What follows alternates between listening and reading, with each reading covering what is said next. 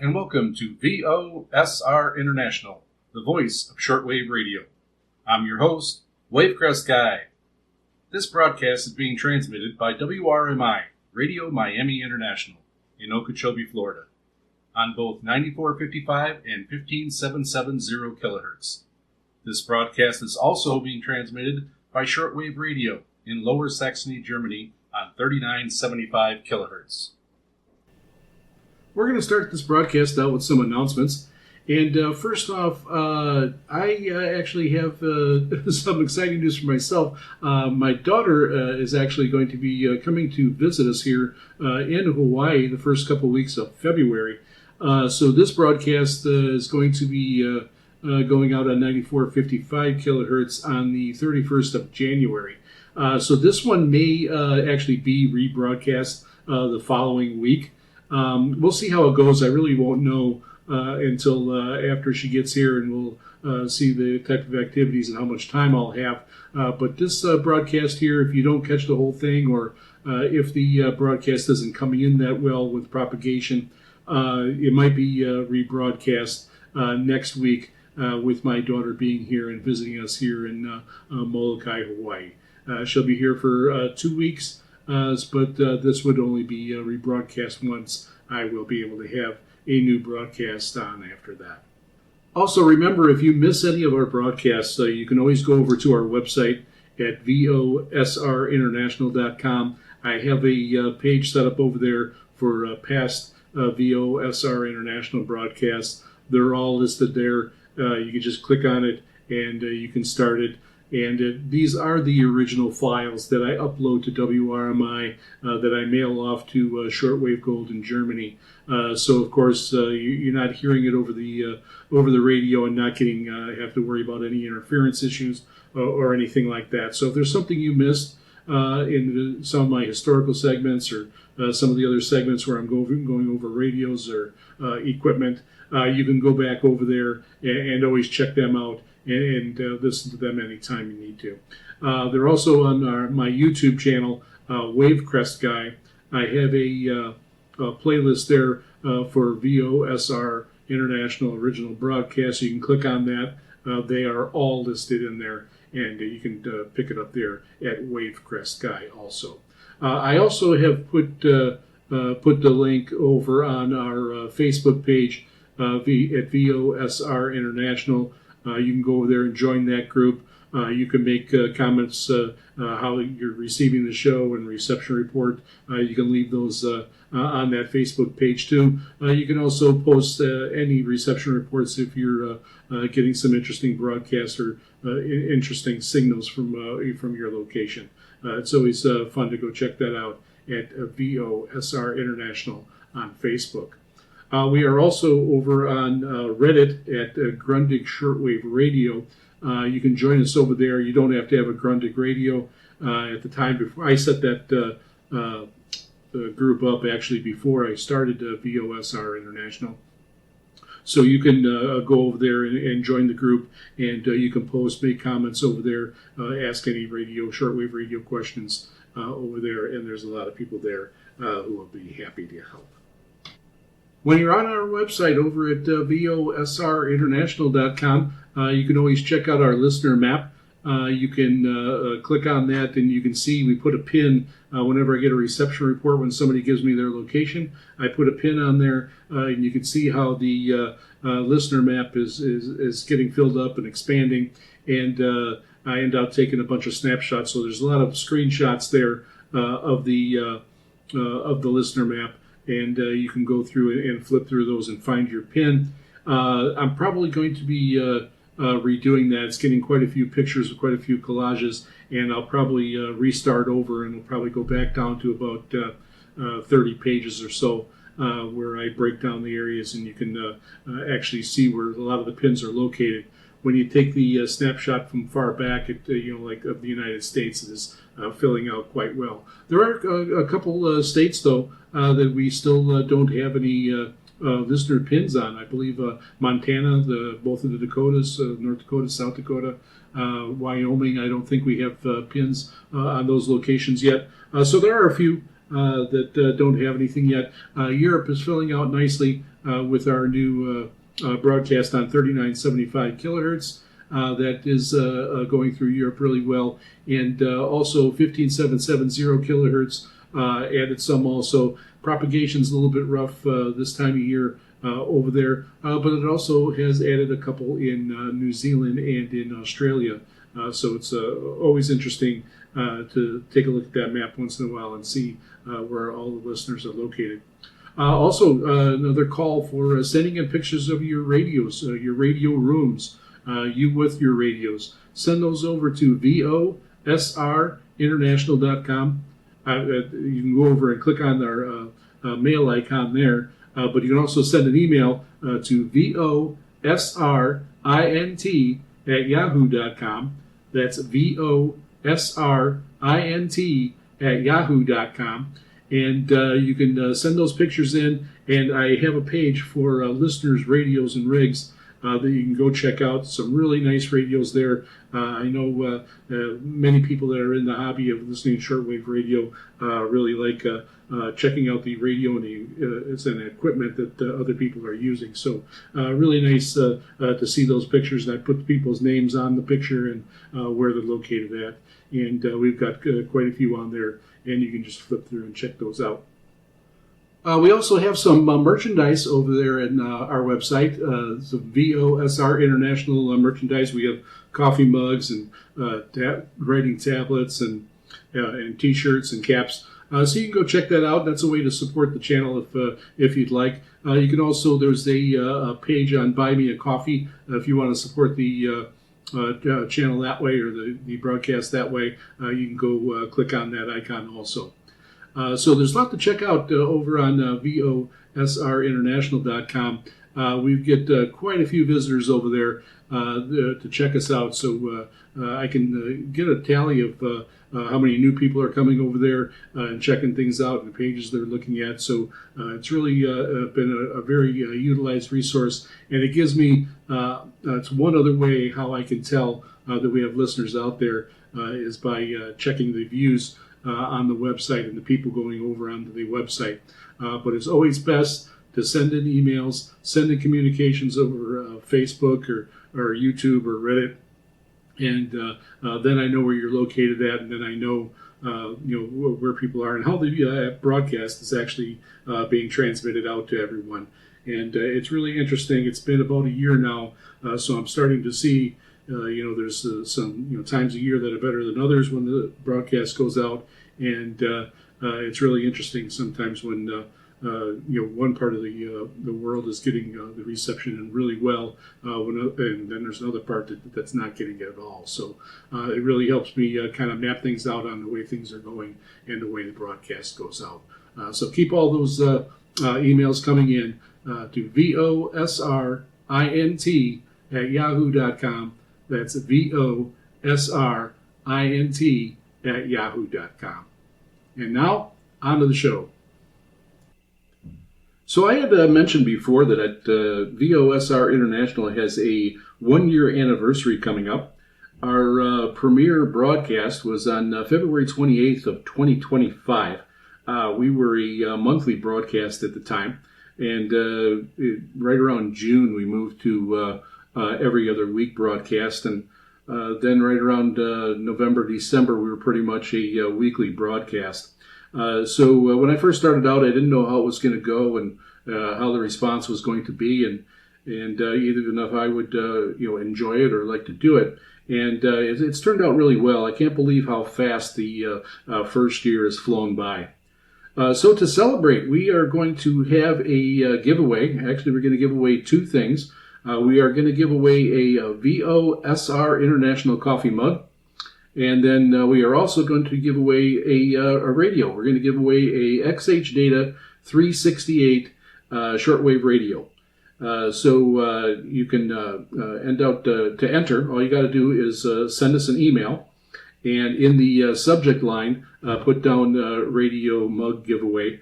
In the body, just put that you want to enter, and you can put your mailing address there if you'd like, but you don't have to. If you're the winner, I will use your email, hit reply, and then let you know that you had won, and I need your mailing address.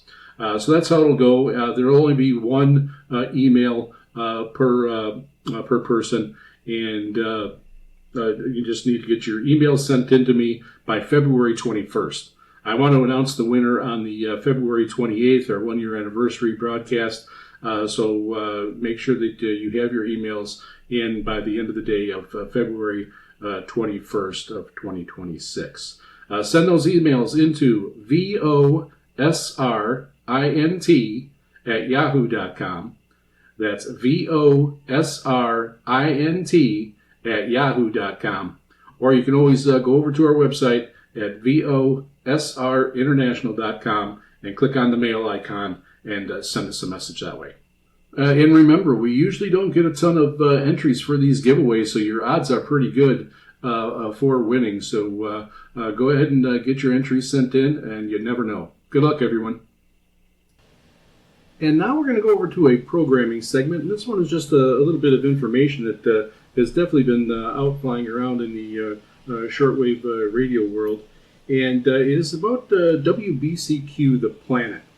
I want to start with a little history of WBCQ first off.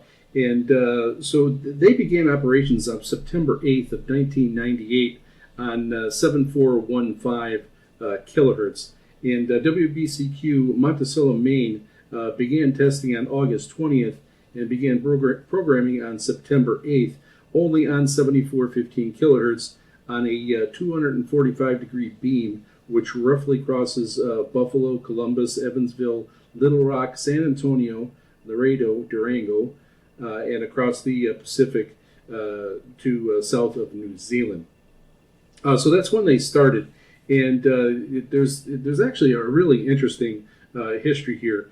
But first off, the station is owned and operated by Alan Wiener, who also owns and operates WXME AM on 780 kilohertz, and then WBCQ FM 94.7 megahertz at the shortwave site. The station transmits talk shows and other program produced by commercial networks as well as former pirate radio stations, including Wiener himself.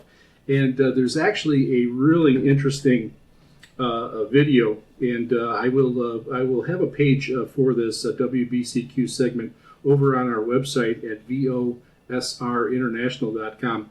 Be sure to go over there and check it out. I'm going to have a link to a video about Wiener's foray into being a pirate radio station, and it's really, really interesting, where they ended out purchasing a boat, and they ended up floating it out into the ocean just far enough where they were in international waters, and they thought they were safe from the FCC, and they were broadcasting into the United States. It didn't last very long before the FCC did pick them up, and even though they were saying that they were correct, that the FCC shouldn't have any jurisdiction, that they did get closed down and the boat was confiscated.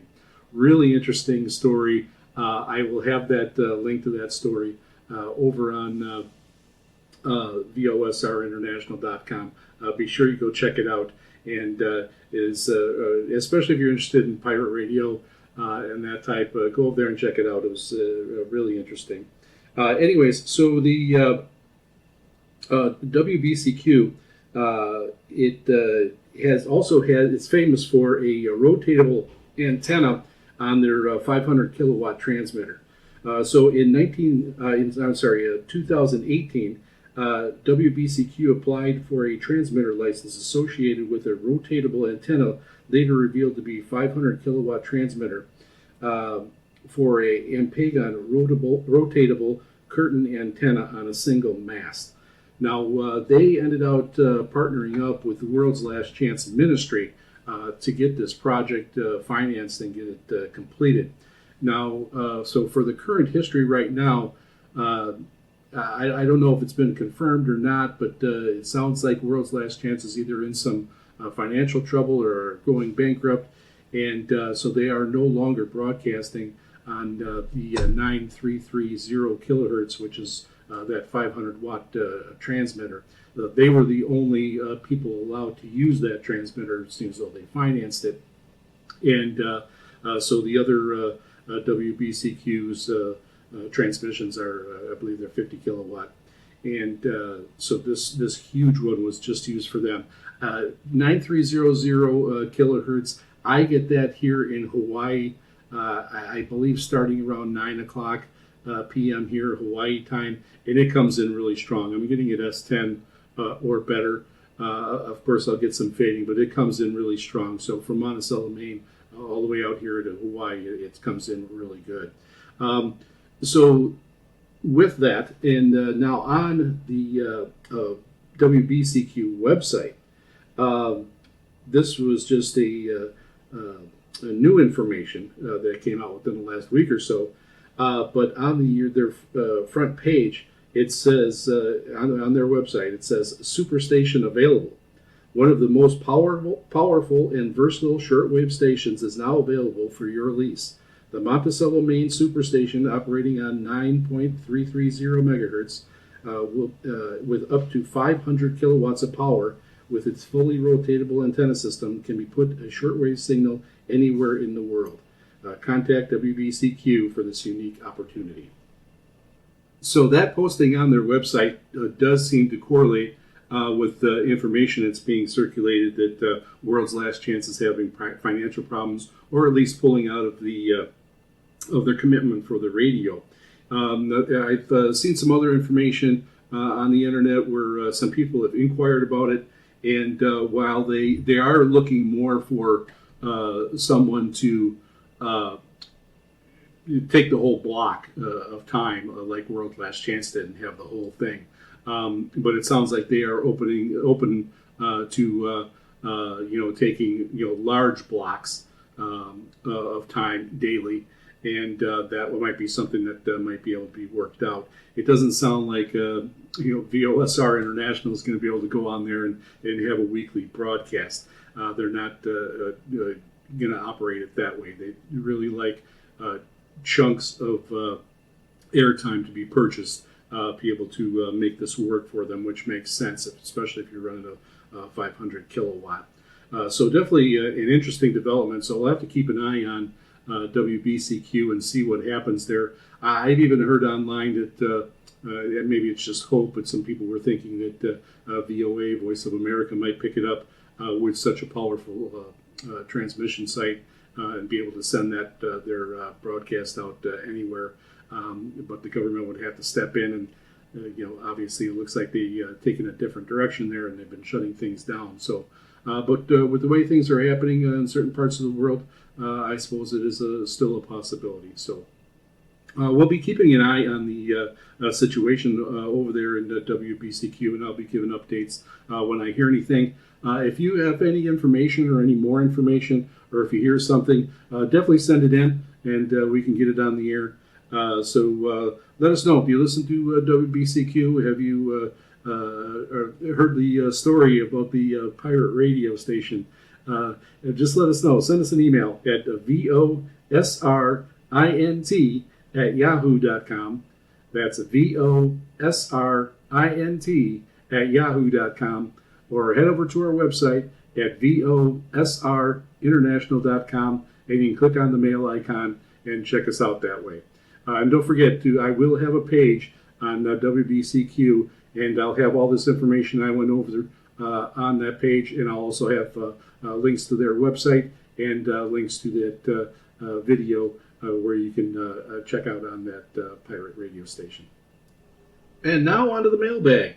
From Facebook, Fred writes, I didn't see this post until 1638 UTC, and so this was for Monday when we were on 1600 UTC on 15770 kilohertz. But he said the signal was booming into South Ontario during that day. Thank you for the information, Fred. And then again from Facebook, we have Brian, who was listening to VOSR on WRMI on 5850 kilohertz. He was getting a S20 from Northwest Arkansas. Thanks for the information, Brian. And next, another post on Facebook on shortwave radio listening. We have Rich, and he was listening at Fort Pierce, Florida, and he actually caught our segment on Tokyo Rose, and he said it was coming in very well there that night. And then we also had Sean in Central California. Caught the show a little bit late, but it was coming in nicely over there. Thank you very much for the post and for the information. Now I'll mix it up and go over to emails, and we've got a few over in Europe here that aren't so good because the propagation hasn't been very good on 15770 kilohertz to over there, and also it's been a little bit spotty in places on 3975 kilohertz. But we had Andrew write in from South Devon, England. And he said that we are currently being received here in South Devon on 3975 kilohertz, but the reception is poor yet again, and the SANPO was rated at 342.42. But Andrew said that he will keep trying, and hopefully the conditions will be better. Hopefully so, Andrew. Thanks for continuing to listen. And next we have an email from Carrie who writes, Aloha, Jeff. Really bad conditions here in North Europe. I tried to listen to the Jazz Hour before the VOSR show, but it ended about 18:20 due to blackout. So then he switched over to Shortwave UK in order to hear anything. And this was back on January 15th at 1900 UTC. And it was, when he switched over, the reception was good, S7 to S9, at the same frequency as dead in Scandinavia. So we're having some propagation issues, typical for this time of year. So it's one of those that you definitely get used to. But thanks again to keep trying that, Gary. Next, we got an email from Eckert from Germany, and he just wanted to let us know that he did get his postcard QSL card in the mail. And that one took about 5 weeks to get, so it did take a while. So if you are requesting some of these, they do take quite a bit of time to get all the way over here from our little post office in Molokai, Hawaii, out to the rest of the world. Thanks for letting me know, Eckert. And next we got an email from Mark from Belgium. And he gave a very detailed reception report. It was excellent. He was listening on January 15th. And he was listening on 3975 kilohertz. He reports a SINPO of 55445, and he was using a Yaesu FT710 with a 42-meter long wire. And it was a rainy day when he was listening also. So it was coming in really good there. And he reports that he is a retired Green Beret Navy NCO, always interested in what was happening during World War II in the Pacific. Many wartime movies, and especially those from the landings of Guadalcanal and the Philippines, show the Marines and the GIs listening in their trenches in the field radio and listening to Tokyo Rose. The same happened during Vietnam War, where Hanoi Hannah talked with her flirty voice to the soldiers. That's a war I remember as a teenager, as I was very enlightened to hear the history again of Tokyo Rose. And I'll try to tune in next time. Thank you very much, Mark. And yes, and it's funny that you mentioned Hanoi Hannah. That is going to be in a historic broadcast coming up also segment. Not during this show, it'll be in the future, but I will be getting that segment ready. And again, another very interesting piece of history for shortwave. So again, thanks for the email. Next, we got an email from our regular listener, Justin, in Wisconsin. And he was listening on 9455 kilohertz with an RSP Duo with an MLA 30 plus antenna. And he reports an SINPO of 54333, and this was on January 16th.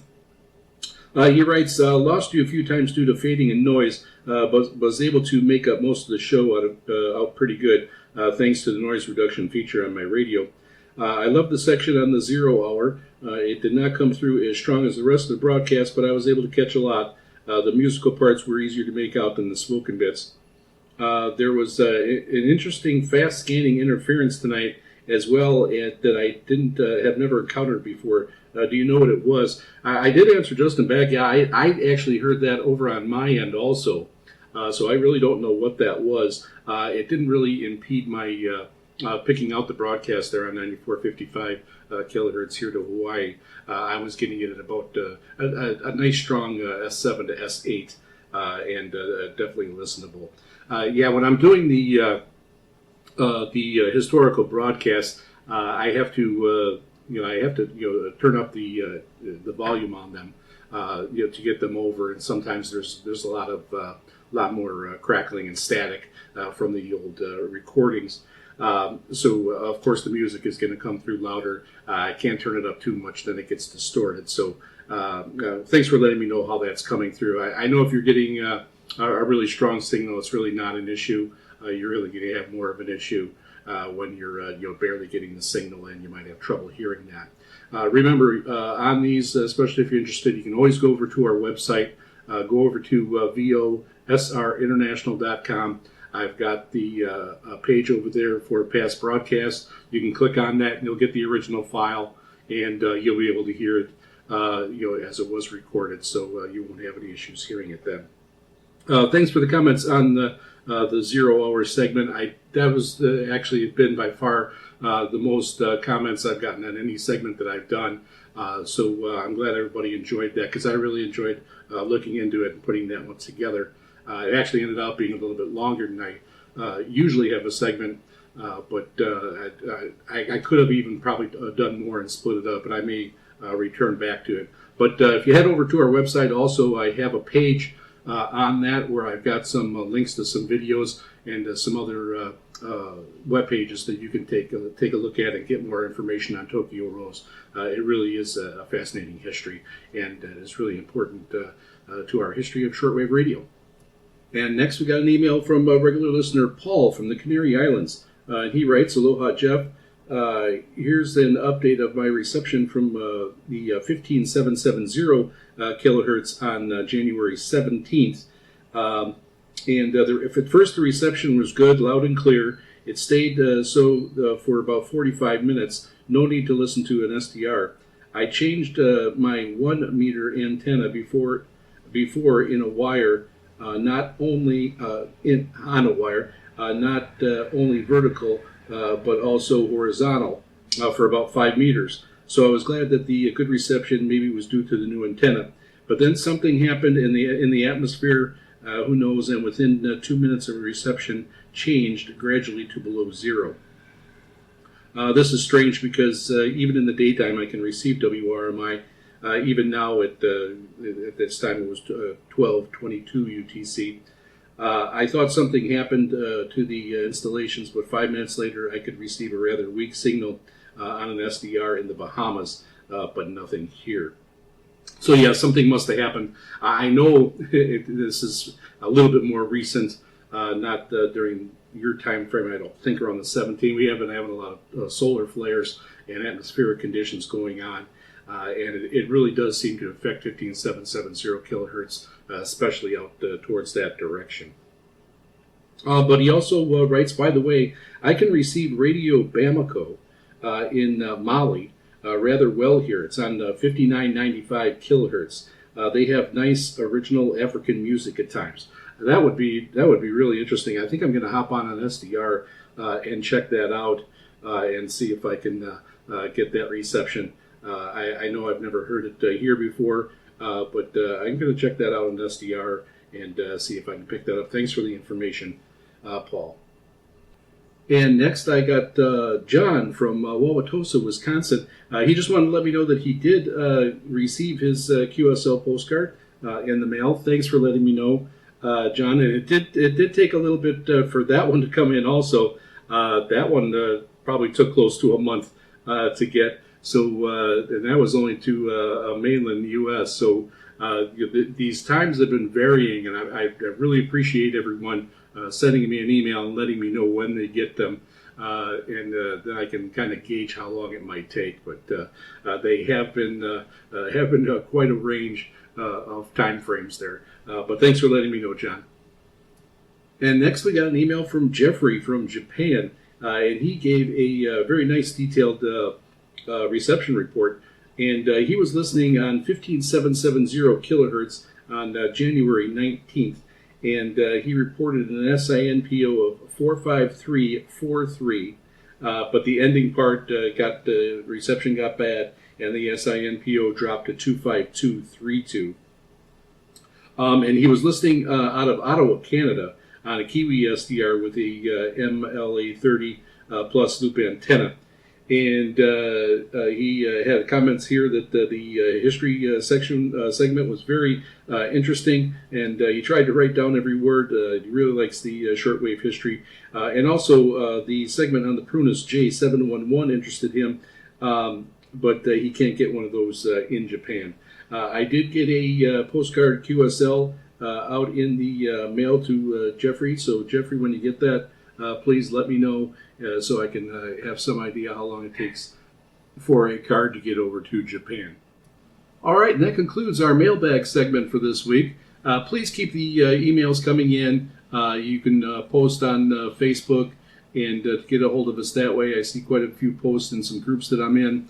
But you can. The best way is to send an email to VOSRINT@yahoo.com. That's VOSRINT@yahoo.com. You can also head over to our website at VOSRinternational.com and click over on the mail icon and contact us that way. You can also head over, if you're on Facebook, you can click and send a message that way and post at VOSR International. And then also on Reddit, we are at Grundig Shortwave Radio. Over there, you can join the group on Facebook and on Reddit, and then you can post, and I will be able to have those reception reports in the mailbag. And now we'll do a segment on historic shortwave radio broadcasts. This one is going to concentrate on Charles Lindbergh, and this definitely fits right into the era where shortwave radio and radio in general was starting to become really important worldwide, and really starting to get into use and booming throughout the world. Little history about Lindbergh, of course. First, he was born in 1902 on February 4th and passed away on August 26, 1974. And he was the first aviator to fly transatlantic, and he did that on May 20th and to the 21st in 1927. It was the first nonstop flight from New York to Paris. And that is a distance of 3,600 miles, or 5,800 kilometers. He was flying alone for over 33 hours. And, of course, his aircraft, the historic Spirit of St. Louis, was built to compete for this $25,000 Orteig Prize for the first flight between the two cities. Although not the first transatlantic flight, that was the first solo crossing of the Atlantic, and it was the longest at the time of nearly 2,000 miles. That was 3,200 kilometers, setting a new flight distance world record. The achievement garnered Lindbergh worldwide fame and stands as one of the most consequential flights in history. There's so much information about the flight. Of course, there's the famous movie with Jimmy Stewart, and they kind of go into all the aspects of the Spirit of St. Louis. It was kind of unconventional plane at the time, and not the easiest to fly, that's for sure. And he definitely flying alone and for that long a time, it definitely poses challenges. And Lindbergh was a large man too. He was very tall, and things had to be set up for him as best they could. But he sure was not flying in comfort for that flight. Now, after he did make that flight, of course, he became a national hero. There was ticker tape parades in New York City, and other large cities welcomed him. And he ended up going around the world, giving speeches, and mainly he was concentrating on the future of aviation, and especially the future of aviation in the U.S. And he definitely wanted the United States to be a leader in that area.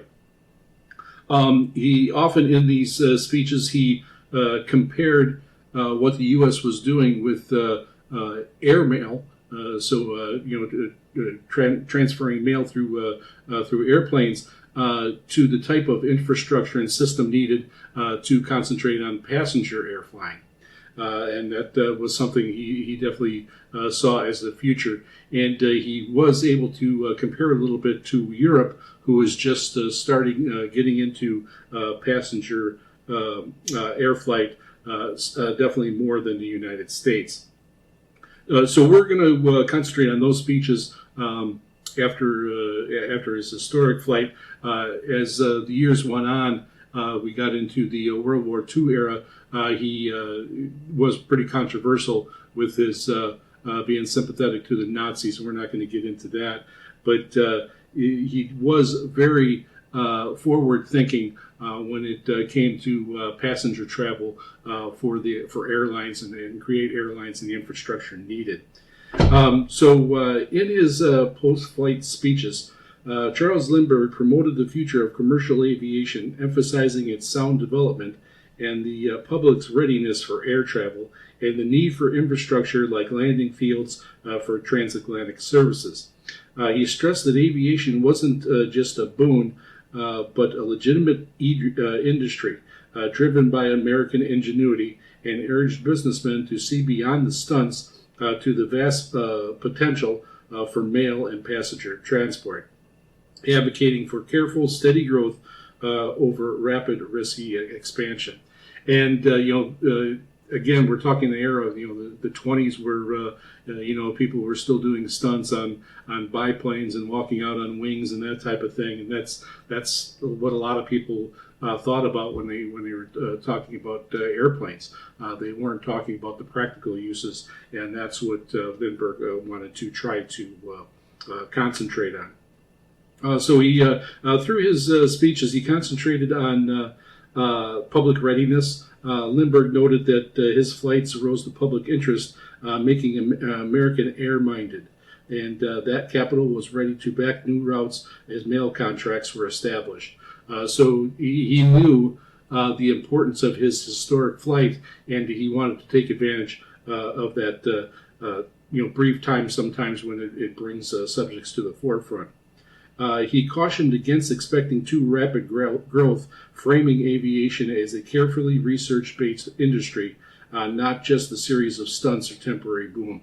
So, yeah, he wanted to make sure that the infrastructure was thought out and built from the ground up. He highlighted the U.S.'s strength in aircraft design, operation, and its large population centers as advantages for aviation growth, and noted that in many of his addresses. He believed regular transatlantic service was inevitable, but required engineering solutions, specifically mid-ocean landing facilities, to become a reality. And then Lindbergh also aimed to shift the perception of aviation from risky barnstorming to practical, essential mode of transportation. And that was his main goal that I mentioned. People were just thinking of barnstorming and that type of thing for airplanes at the time. So I am going to go ahead here, and I am going to play a excerpt from one of his speeches here, so this would have been after his transatlantic flight in May of 1927. Again, this is one of the speeches that he was giving as he was going around the world and getting a hero's welcome in many of these cities.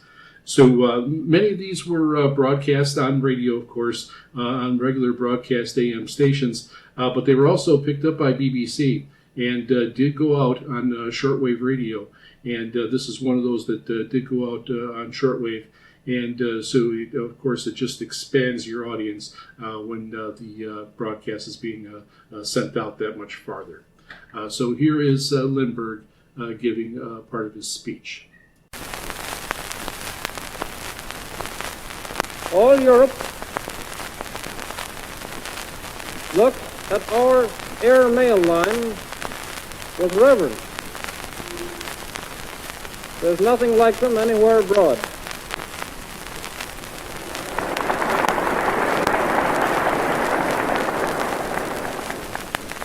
But where we have mail lines, they have passenger lines.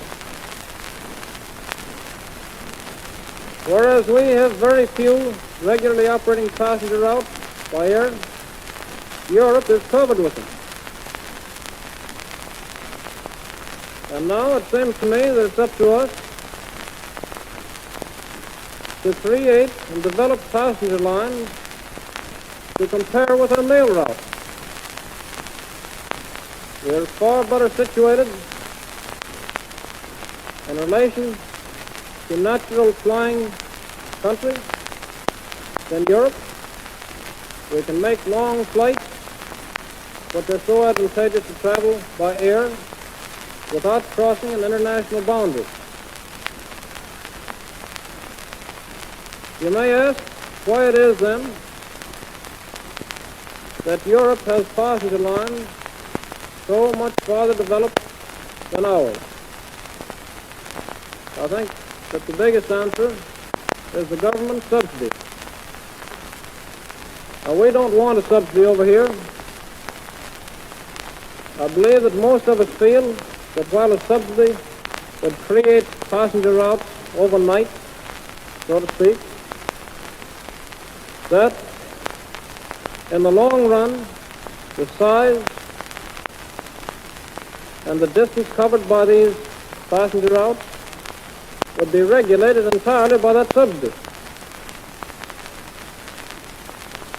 What we need now in America, I believe, probably more than any other one thing to develop our aviation, is a series of airports at every town and city in the country.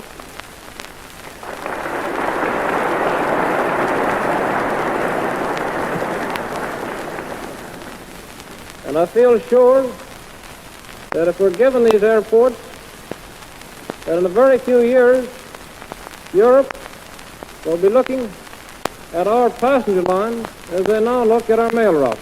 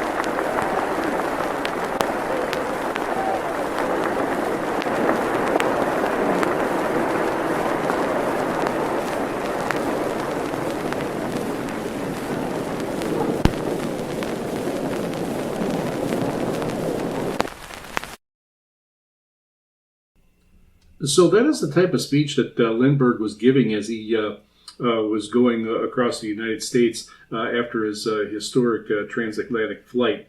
And he was really a forward thinker in terms of aviation. Later on in his life, he did have some controversial views, especially during the Nazi era.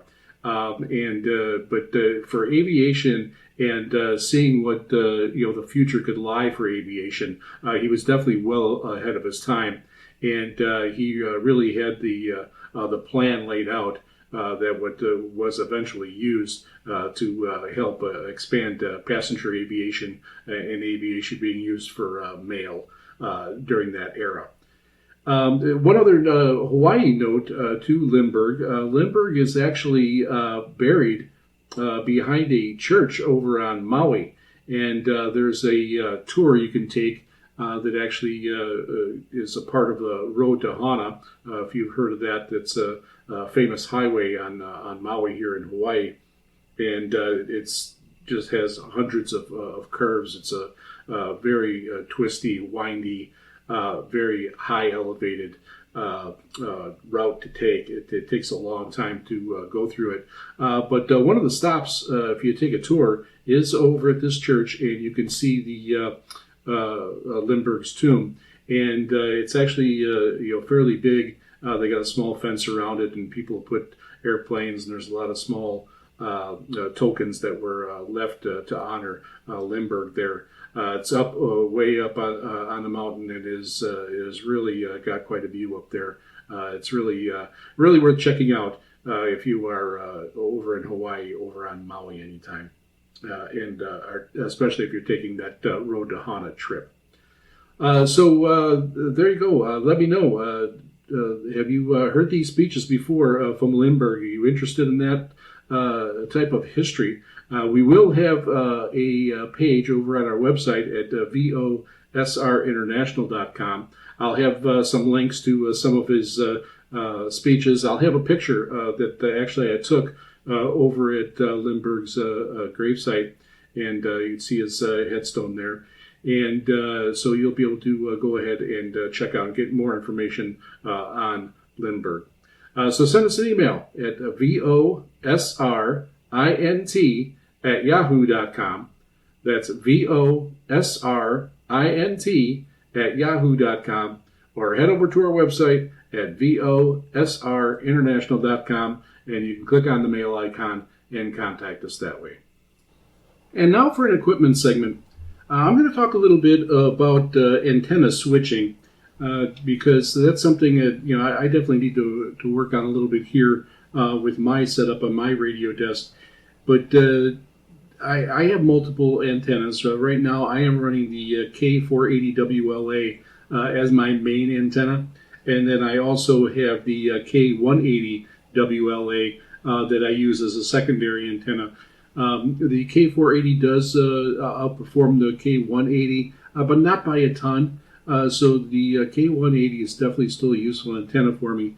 I do still have two MLA 30 plus antennas, and right now I only use those one of those when I travel, because I have that on a small piece of PVC. I could just flip it in my vehicle and take it along with me, so I use that more as a portable. And it still does well. It definitely does better than a telescopic antenna. But while I'm on my radio desk, I have basically 5 radios on my radio desk here, and I'm mostly running 3 radios. I'm running my Grundig Satellite 800 Millennium, and that has the digital tuning. I'm able to know which frequency and which station that I'm on. And then when I'm using my 2 Helicrafters, which are dial tuning, so they're analog, knowing exactly what frequency or what station I'm on sometimes is hard to tell.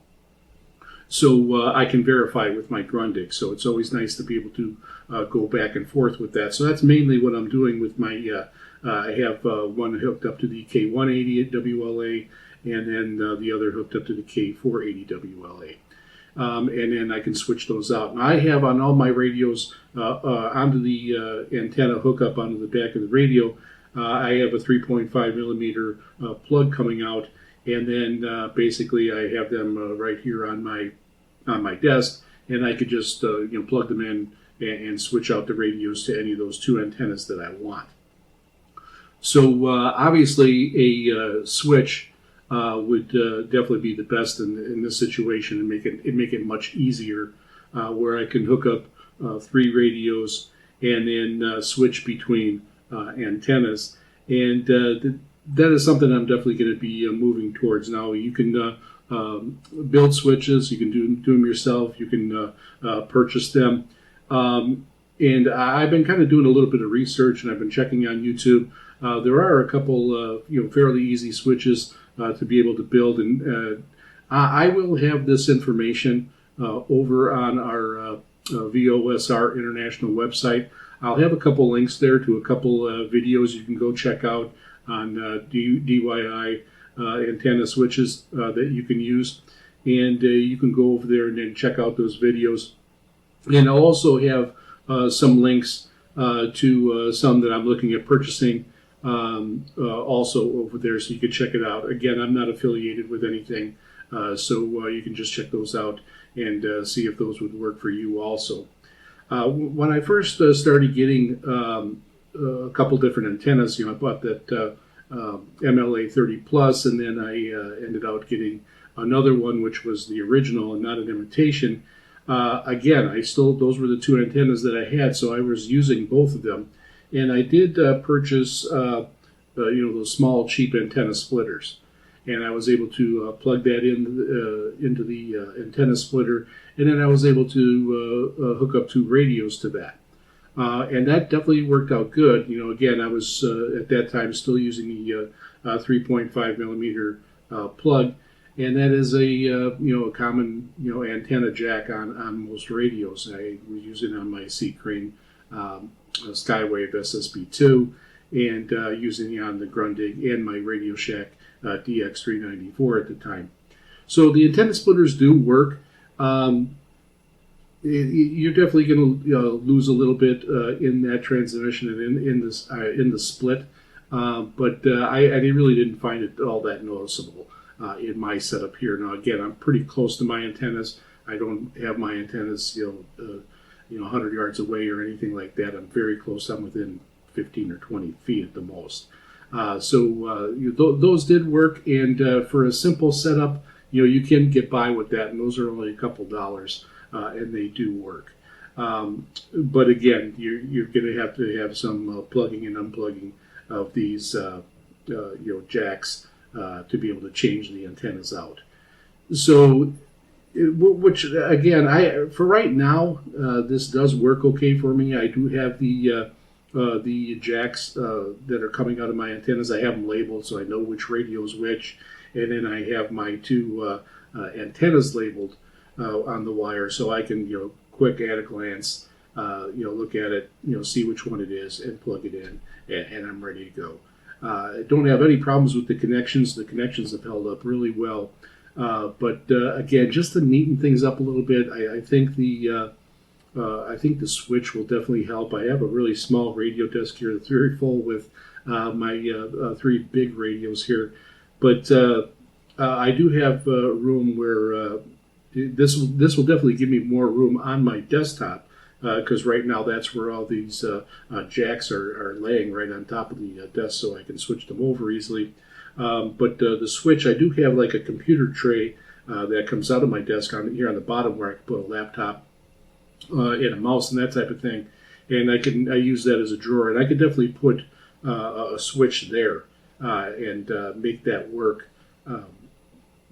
So I'd be able to just flip a switch, flip between a radio and an antenna, and make it a little bit easier. It'll definitely make it easier when I'm doing comparisons and I'm doing videos that I post on YouTube for reception, so you can see how like the Kate 480 WLA works on my Grundig, and then I could switch it over right to my Helicrafters SX100 on that same antenna.